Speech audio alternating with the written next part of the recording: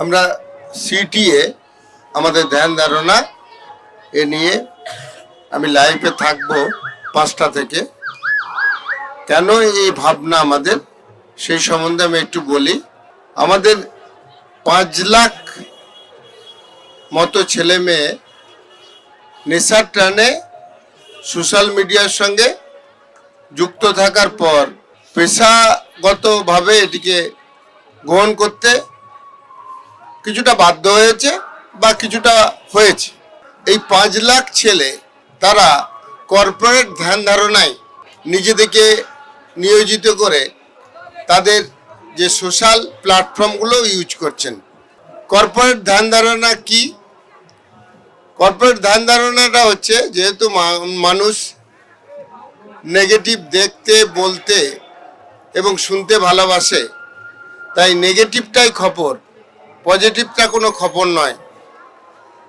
এই আদর্শে উদ্বুদ্ধ হয়ে তাদের প্রায় 50,000 ছোট চ্যানেল কি 5 লাখ তাদের বিভিন্ন যেগুলি চ্যানেল পেশা হিসেবে নিয়েছে, সেইগুলিতে তারা সর্বদাই নেগেটিভ খবর পোস্ট করছে।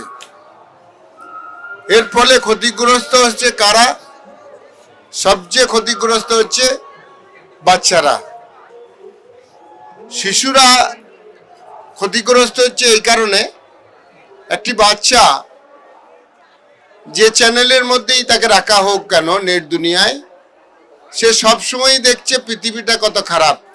সে যখন থেকে তার 3 বছর থেকে তার একটু জ্ঞান হলো, সে দেখতে পাচ্ছে পৃথিবীতে সবটাই খারাপ। 10 বছর বয়স হতে না হতেই তার একটা চিন্তা ভাবনা আসছে, মাও খারাপ, বাবাও খারাপ, অত পৃথিবীর কাউকেই ভালো চোখে দেখছে না। এইটা যদি চলতে থাকে সমাজ ধ্বংসের দিকে এগুতে বাধ্য।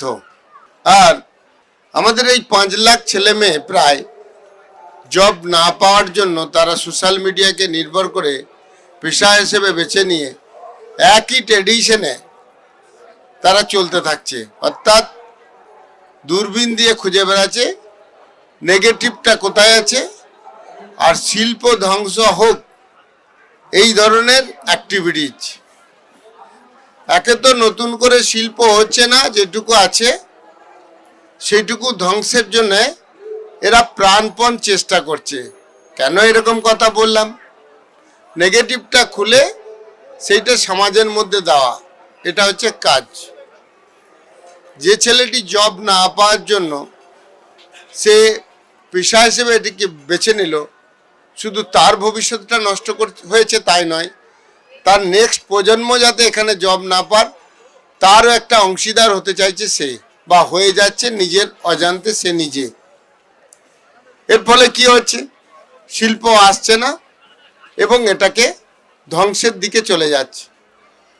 এই সমস্ত অসংগঠিত এবং স্বীকৃতি নাই সাংবাদিক বন্ধুদের নিয়ে আমরা অল বেঙ্গল মিডিয়া ফোরাম তৈরি করছি। এই ফোরামের উদ্দেশ্য কি? অবভিয়াসলি এনাদের যে যখন তৈরি হচ্ছে উদ্দেশ্য একটাই, এনারা যে কাজটি করছে তার একটা স্বীকৃতি বা বাঁধন, এবং তার সঙ্গে সঙ্গে রাজ্য সরকার প্রায় 35টির মতো বিভিন্ন ভর্তুকি দিয়ে বা বিভিন্ন দুর্বল মানুষকে হেল্প করার জন্য প্রকল্প চালান। সেই প্রকল্পগুলি মধ্যে কিছু প্রকল্প একটু এনাদেরকে বেশি ফেসিলিটি দিয়ে যদি রাজ্য সরকার এনাদের কথা ভাবতেন, তাহলে এনাদের একটা বাঁধনে রাখা যেত যে তোমাকে শিল্পবান্ধব পরিবেশ এবং নেক্সট জেনারেশন যাতে সুন্দরভাবে ভালোভাবে পৃথিবীটাকে ভাবতে পারে বা দেখতে পারে, সেই উপযোগী খবর তুমি পরিবেশন করো। আর আমরা যারা ফোরামটা গঠন করছি তেনাদের একটা দায়বদ্ধতা আমাদের থেকে যায়, এই বেকার ছেলেরা যারা নেগেটিভ খবর থেকে সরে এসে পজিটিভ করছে শিল্পের জন্যে, সেই জন্য আমি আবেদন জানাবো শিল্পপতিদের যে আপনার মোবিলাইজেশন বা সেলের কাজে প্রচুর ছেলে মেয়ে রিক্রুট করেন এবং প্রায় 30% পয়সা আপনি ব্যয় করেন। আপনি এই 5 লাখ ছেলেকে কর্পোরেট স্টাইলে 10% ব্যয় করুন, দেখুন আপনার বিজনেস প্রমোট হবে এবং আপনি লাভবান হবেন। একইভাবে যেনারা নার্সিংহোম হসপিটাল চালাচ্ছেন তেনাদের নিয়ে ইউনিয়ন আমি গঠন করার একটু সাপোর্ট করেছি। উদ্দেশ্য হচ্ছে এই 5 লাখ ছেলে যাতে করে তাদের পেশেন্ট ব্যাংক করার জন্য 10% টাকা এই ছেলে মেয়েদের ডেভেলপমেন্টে ব্যয় করার। আমরা এডুকেশন ফোরাম একটা তৈরি করছি। বেসরকারি যে ইনস্টিটিউটগুলি আছে তারা প্রায় 20% থেকে 25% টাকা ব্যয় করে নিজের ইনস্টিটিউটকে প্রমোশন করতে বা ছেলে ভর্তি করতে। তার আমি শুধু বলছি 10% আপনি করুন। এই যে ভাবনা, এটাকে কর্পোরেট স্টাইল দেওয়াটাকেই আমরা সিটিএ ট্রেনিং হিসেবে ইউজ করছি। সিটিএ ফার্স্ট ভাবনা, আমি পরে আসছি। এখন অন জব ট্রেনিংয়ের মতো এই 5 লাখ ছেলেকে একটা প্ল্যাটফর্মে এনে আমরা একটা ট্রেনিং দিচ্ছি, যেটা সিটিএর জন্য ট্রেনিং। সিটিএ কি? এক কথায় বলতে গেলে অ্যান্ড্রয়েড মোবাইলটা নিয়ে সেখানে স্পটে দাঁড়িয়ে যেটা করতে চাইবে সেই পরিষেবাটাই পাবে, সেটা সিটিএ। অর্থাৎ তার মোবাইলে পয়সা আছে, তার মোবাইলে কল করার ক্ষমতা আছে, সেই কলের মাধ্যমে পয়সা ইনভেস্ট করে সমস্তটাই করতে পারবে। ধরুন আমি একটা উদাহরণস্বরূপ বললেই, এইটা আমি করব মনে করছি, আমি এখানে এলাম বা কোনো জায়গা থেকে একটা কল করলাম, নিয়ে বললাম আমি একটা স্টল করব, এই স্টল এই ধরনের লেখা থাকবে, এই স্টলে এতজন সামনে বসে থাকবে, তারা বক্তব্য দেবে, এর উপর স্পিচ দেবে, এতজন দর্শক থাকবে, এতজনকে শেয়ার করে দেবেন এবং এত মানুষ দেখতে পাবে। নিয়ে ওনারা প্যাকেজ করলেন, আমি ধরে নিলাম 10 লাখ টাকা একটা প্যাকেজ করলেন। উনি কিন্তু আর কিছুই করলেন না, উনি বাড়িতে বসে সমস্তটা দেখে নিলেন, নিয়ে তারপরে উনি পেমেন্ট করলেন, কল সিটিএর সঙ্গে এগ্রিমেন্ট করলেন। এখন আমি শুধু বললাম ডিজিটালকে কাজে লাগানো, কিন্তু আমি 2027-এ এই ছেলেদের নিয়ে যেটা চাইছি সেটা হচ্ছে ভার্চুয়াল রিয়েলিটি বা ইন্টেলিজেন্সকে কাজে লাগিয়ে এই জায়গাটাকে আরও উন্নতর করতে চাইছি, যে টোটালটা ওই ইন্টেলিজেন্সই দেখে নেবে যে সিস্টেমটা হয়েছে কিনা, কত পার্সেন্ট হয়েছে, কত পার্সেন্ট পেমেন্ট, মানুষ ওখানে ইউজই হবে না। এটা 2027-এ আমাদের ভাবনা, যে ও ভেবেছে ইমপ্লিমেন্ট পার্ট ইন্টেলিজেন্সি ভাববে, সে দেখে বলে দেবে এত পার্সেন্ট এটা হয়েছে, এত হয় নাই। যেটা আজও আমাদের ক্ষেত্রে কিছুটা জল ঢালার জায়গা আছে, মানুষ দেখলো হয়তো ভিউয়ার্সটাকে একটু অন্যভাবে বাড়ি দিলে বা অন্যভাবে বাড়ি দিলে এটা করবে, যখন এখানে ভার্চুয়াল রিয়েলিটি লেগে যাবে তখন একটাও বাড়ানো যাবে না, তখন সে কিন্তু একদম নিখুঁত পাবে। এই ভাবনাটা আমার 2027। এখন কি ভাবনা, সিটিএ নিয়ে প্রশিক্ষণ নিয়ে আমরা একটি হোয়াটসঅ্যাপ গ্রুপ করেছি। যে সমস্ত সাংবাদিক বন্ধু এই ট্রেনিংটা নিতে চাইছেন এই হোয়াটসঅ্যাপ গ্রুপে প্রবেশ করবেন এবং বিভিন্ন সময়ে আমাদের ট্রেনিং দেওয়া হবে। এই ছেলেমেয়েরা যেহেতু অর্থের কারণেই এই পেশার সঙ্গে যুক্ত আছে কিছুটা, অর্থাৎ অর্থ উপার্জন ডে 1 থেকে লাগবে।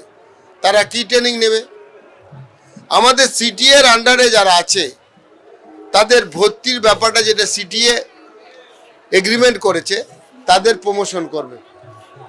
ডে 1-এ তার টাকা লাগবে, প্রমোশন করতে গিয়ে তার যেটুকু ক্ষত হলো সিটিএ অর্থাৎ ওয়েস্ট বেঙ্গল মিডিয়া ফার্ম তাকে লোন দেবে এবং সে প্রমোশন কিভাবে করবে। ধরুন আমার শান্তিনিকেতন মেডিকেল কলেজ হসপিটালকে ও প্রমোশন করছে, তাহলে ও আমার কাছে ডাটাবেস নিল, ওর মতো করে ও সাজিয়ে ওর চ্যানেলে দিল এবং ওর ফোন নাম্বার মেল আইডি দিল, সমস্তটা আমার এখান থেকে হবে, ওর অফিসটা ইউজ করতে দিল। এরপরে সেই পেশেন্টটা যখন সে পাঠিয়ে দিল বা ছেলেটিকে ভর্তির জন্য পাঠিয়ে দিল, তখন সিটিএ থেকে বলে দেওয়া হলো ওনাকে এত টাকা পেমেন্ট করে দিন ওনার গুগল পের মাধ্যমে, তাহলে সে একটা পয়সা পেয়ে গেল আর এটা হয়ে গেল। আর সিটিএর প্রফিট কোথায়? সিটিএ তার সঙ্গে বছরে এগ্রিমেন্ট করেছে যে তোমার ভর্তির জন্য তুমি এত টাকা ব্যয় করতে, এত টাকা ভর্তি হতো, তোমার ভর্তি এত শতাংশ টাকা এবং ভর্তি বৃদ্ধি করে দেবো, এরপর তুমি আমাকে এত টাকা দেবে। দেখা যাবে সে যদি 5 কোটি টাকা খরচ করতো, দেখা যাবে সে 2 কোটি টাকা খরচ করে এর চেয়ে বেশি প্রমোশন করতে পারলো এবং বেশি অর্থ উপার্জন করতে পারলো। এই জায়গাটাই আমরা এগ্রিমেন্টের মাধ্যমে আমাদের ইনস্টিটিউটগুলোকে আনতে চাইছি, এগ্রিমেন্টের মাধ্যমে আমরা হসপিটাল আনতে চাইছি, এগ্রিমেন্টের মাধ্যমে আমরা যে ট্যুরিস্ট এজেন্সি আছে তেনাদের আনতে চাইছি প্রাথমিক পর্যায়ে। এই এগ্রিমেন্টের মাধ্যমে আমরা যখন আনছি, আমরা আমাদের যারা ভর্তির এক্সপার্ট আছে অনলাইন তাদের ট্রেনিং করাচ্ছি, যারা পেশেন্ট দেয় তাদের মাধ্যমে অনলাইন ট্রেনিং করাচ্ছি, ট্যুরিজমে যারা এক্সপার্ট তাদের মাধ্যমে আমরা অনলাইন ট্রেনিং করাচ্ছি।